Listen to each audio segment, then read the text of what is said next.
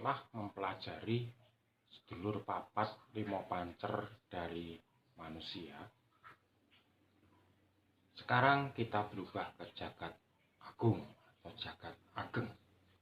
Sedulur papat limo pancering bumi, agar kita bisa mengetahui keselarasan persamaan antara jagat alit dan jagat ageng. Mari kita simak videonya sampai selesai agar kita mendapatkan perspektif baru, pengetahuan baru. Yuk.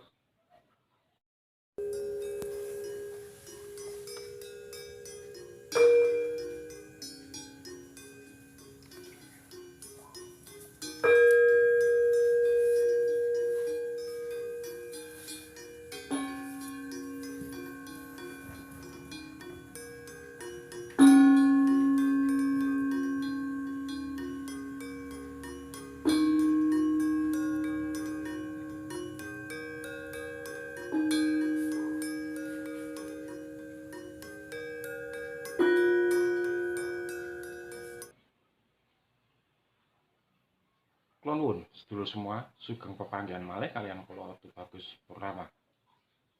Salam sejahtera buat kita semua dan semoga semua makhluk berbahagia.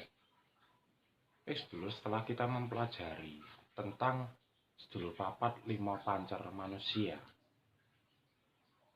tentang wujud-wujudnya, sekarang kita mempelajari bumi, atau orang Jawa bilang, Kejawen bilang jagat agung, jagat ageng. Nah, bumi itu juga memiliki sedulur papat limo pancernya,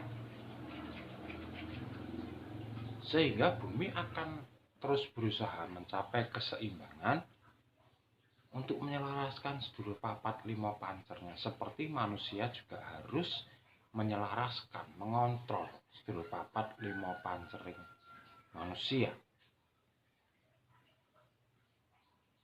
Nah, seperti pada penciptaannya, bumi itu terjadi karena Big Bang. Kemudian tercipta bumi yang sebagian berupa air atau 80% berupa air. Sama dengan jagat alit kita juga 80% air. 20%-nya daratan. Bumi juga mempunyai inti bumi atau panas bumi, itu yang disebut Nur Muhammad atau rohnya bumi atau suksma sejatinya kalau pada manusia. Nah, kemudian ada pembentuknya, yaitu tanah dan air itu pembentuk bumi.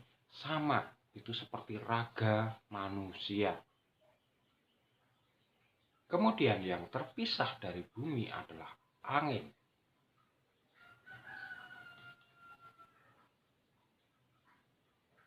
Dan api yang di atas atau cahaya atau matahari.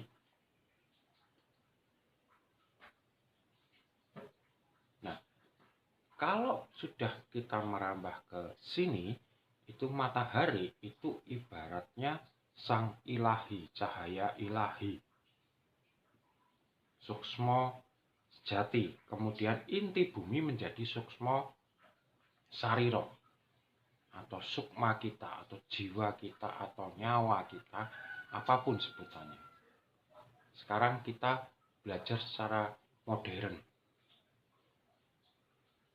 Jadi bayangannya inti bumi itu adalah sukma kita, sedangkan matahari adalah pancaran dari ilahi.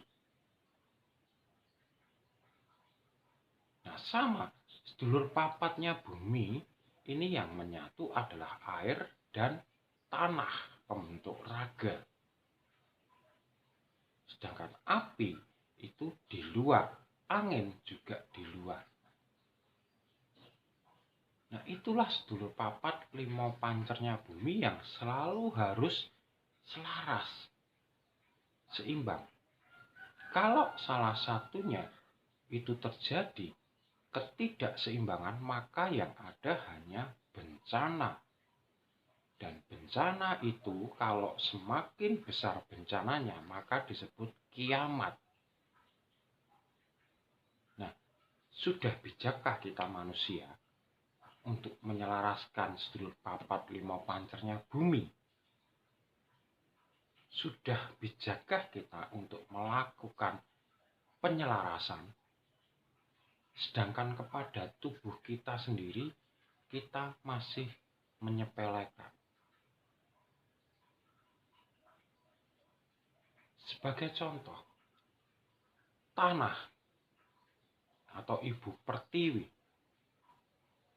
itu sudah manusia rusak dengan sedemikian rupa dengan pembangunan di sana sini tanpa menanam kembali.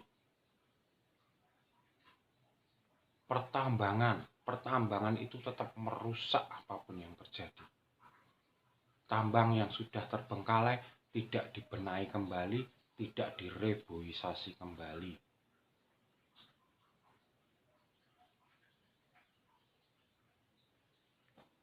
Air laut, air di sungai, dari gunung, sudah dicemari sedemikian rupa oleh manusia.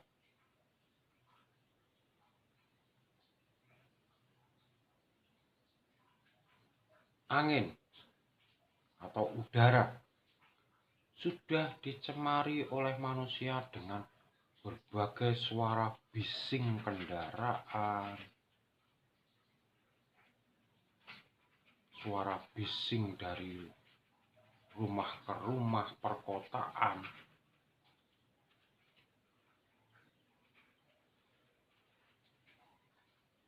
Semakin mereka itu misalnya menciptakan knalpot gelombongan yang semakin keras suaranya, semakin bangga. Tapi tidak sadar itu merusak struktur udara yang ada di bumi ini. Kemudian cahaya sudah dicemari dengan listrik.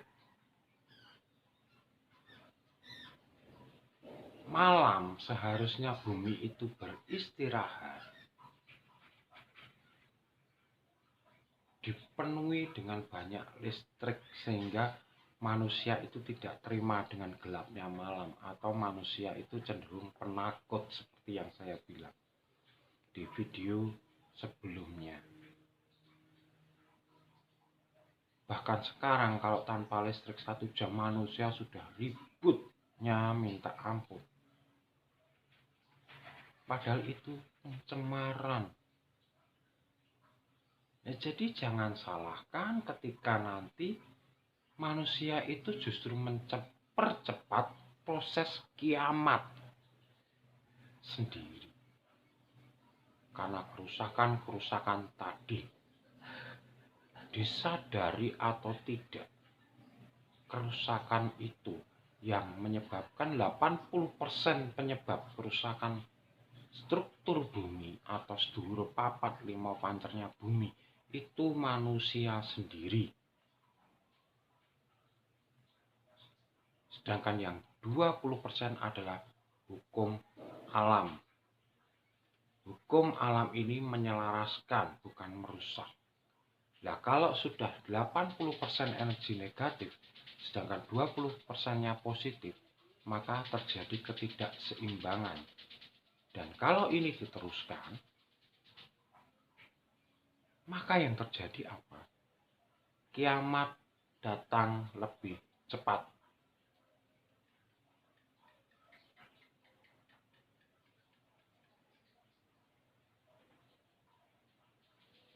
Nah, lalu dihubungkan dengan leluhur kita zaman dulu. Leluhur kita zaman dulu ada puasa sampai pati geni. Itu kenapa? Karena untuk menyelaraskan bumi sebetulnya. Biarkan, karena leluhur kita dulu percaya bahwa hari itu bukan hari Senin, Selasa, Rabu sampai Sabtu, tidak. Hanya ada siang dan malam. Ini yang dipakai oleh Sunan Kalijogo dan Syekh Siti Jenar. Hari itu yang utama itu cuma siang dan malam. Jadi leluhur kita biarkan malam seperti apa adanya malam. Karena kita juga butuh kegelapan. tidak hanya butuh terang, dan tidak seperti sekarang ini, betul-betul manusia itu tidak terima dengan hukum alam ini, di mana diperangi cahaya di mana-mana, semakin terang semakin bangga, semakin senang. Itu menunjukkan bahwa manusia itu sekarang semakin penakut. Dan nanti begitu ada kabar bencana, waduh, ketakutannya sangat luar biasa. Begitu ada ramalan nanti akan ada bencana, wah, emosionalnya memuncak. Nah, ini sebagai gambaran bahwa kita sendiri yang sudah menciptakan kiamat kita sendiri. Lalu hubungannya dengan zakat alit bagaimana? Sama. Manusia sekarang tidak pernah lepas dari alas kaki. Itu artinya kita memutus hubungan kita dengan bumi atau tanah.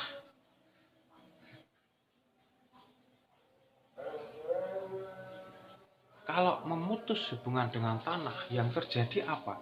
Ketidakseimbangan raga. Sama juga ketika manusia asal makan, sudah tahu ini makanan tidak menyehatkan, tapi tetap dimakan karena lapar.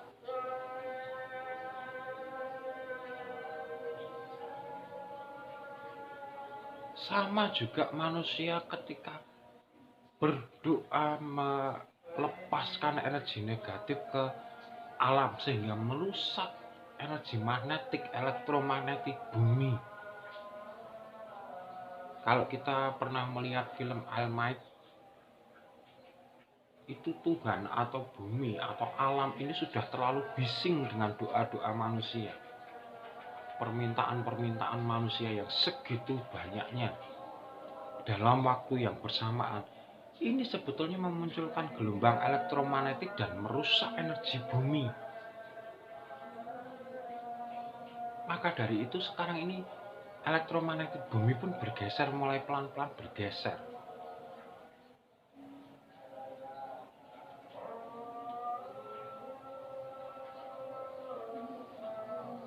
Dengan penemuan nuklir, air laut dibuat percobaan nuklir, rusak tidak? Rusak air laut. Sungai-sungai yang tadinya jernih dibuangi limbah-limbah industri, rusak. Udara dilimpahi karbon dari pembuangan pabrik-pabrik, rusak. Manusia juga demikian, memakan seenaknya sendiri, tidak pernah lepas alas kaki, sehingga kita terputus dari jagat ageng. Kita merasa terpisah dari jagat ageng. Maka dari itu sekarang kebanyakan kita menganggap Tuhan atau Allah itu terpisah, tidak ada dalam pancarannya dalam diri kita. Itu sebetulnya yang membuat manusia sendiri. Maka dari itu saya berharap mari kita benahi bersama, karena kalau ini secara pribadi person-person sendiri tidak akan mungkin. Jadi pembenahan itu bersama-sama. Sedangkan saya sendiri juga seandainya punya cita-cita untuk merubah bangsa itu juga terlalu jauh. Maka dari itu saya berusaha membenahi diri saya sendiri dulu. Nah, kita mengajak teman-teman, ayo sekarang mulai menanam apapun, pohon, apapun. Jangan hanya sampah terus yang kita buang. Bangkai-bangkai terus yang kita buang. Kita perbaiki. Untuk apa? Untuk kedepannya. Anak cucu kita. Tambang-tambang yang sudah tidak dipakai, yuk ditanami lagi pohon. Dibenahi lagi. Agar apa? Agar kembali selaras. Sehingga kalau bumi sudah selaras, maka bencana alam pun, kiamat pun bisa kita tunda. Sama seperti manusia. Kalau kita sekarang belajar paling tidak 2 jam, 3 jam tanpa alas kaki berjalan di tanah, perhatikan saja reaksinya. Nanti umurnya akan panjang, kita akan dijauhkan dari penyakit. Kalau kita mau makan sesuatu, perhatikan dulu makannya. Makanan itu, tanyakan dalam diri, cocokkah buat saya? Kalau memang tidak, jangan dipaksakan. Nah, ini akan menghasilkan umur yang panjang. Sedangkan perhatikan saja kalau orang itu tidak pernah lepas dari alas kaki, tidak pernah bersentuhan dengan tanah, memakan dengan makanan yang serba instan, maka umurnya akan pendek. Di samping itu, cara memaksa puasa zaman sekarang adalah dengan sakit. Kalau sudah sakit, maka panjenengan disuruh puasa pantang ini tidak boleh dimakan, ini itu sebetulnya cara puasa sekarang. Karena kita tidak sadar, kita hidup dalam ketidaksadaran. Kalau leluhur kita dulu sudah sadar, jadi jelas saya harus berpuasa 3 hari, kadang ada yang sampai 40 hari. Karena apa? Untuk menjaga sedulur papat lima pancernya seluruh badan. Di samping itu saya juga memperlakukan alam dengan baik untuk menjaga keselarasan jagat agung. Jadi sinergi antara manusia yang sebagai khilafah, pemimpin untuk hayuning bawono, selaras. Sedangkan kita sekarang lebih banyak menyiksa bumi dan unsur-unsur pentingnya. Maka dari itu benahi sekarang kalau tidak ingin terlambat. Bisa dilakukan dengan seperti tadi yang saya bilang, berjalan tanpa alas kaki paling tidak sehari 2 jam, bersentuhan dengan tanah, menanam pohon sebanyak-banyaknya, apapun, entah itu sayuran, entah itu apa, ditanam. Jangan memakai pupuk kimia. Lalu makanan yang benar-benar makanan banyak pengawetnya, serba instan, dihindari. Maka saya jamin umur panjenengan akan panjang.